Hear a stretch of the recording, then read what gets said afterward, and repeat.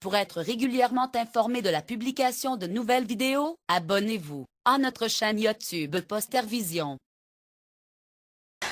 Une autre pathologie, ce sont les myopathies inflammatoires. J'en parle parce que c'est une pathologie qui est assez fréquente et qui atterrit toujours en médecine générale par des manifestations musculaires, très souvent des déficits au niveau des ceintures rhizoméliques et auxquelles s'associent des manifestations articulaires, cutanées et dont le pronostic est dominé par une atteinte cardiaque, une atteinte respiratoire. Et il faut savoir que dans près de 14 à 30% en fonction des séries, elles sont associées malheureusement à une néoplasie. Et ces myopathies, donc en plus de l'IRM musculaire, comme je disais au début de la présentation, il existe des auto-anticorps qui sont classiques et spécifiques de cette pathologie, entre autres ce qu'on appelle les antisynthétases, anticorps antisynthétases, et en chef de file les anti-JO1, qui réalisent donc en plus donc de manifestations musculaires, elles présentent également des manifestations articulaires,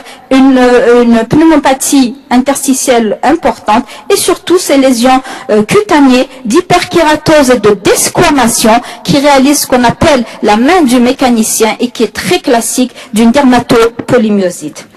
Les autres manifestations cutanées qu'on doit rechercher, c'est ce qu'on appelle donc cet œdème liliacé, violacé, liliacé en périorbitaire et les papules de Gautron qui sont très souvent associées malheureusement au syndrome donc paranéoplasique, tel ça a été le cas de cette patiente qui avait une néoplasie du sein. Merci d'avoir regardé cette vidéo. Abonnez-vous et partagez-la sur Facebook.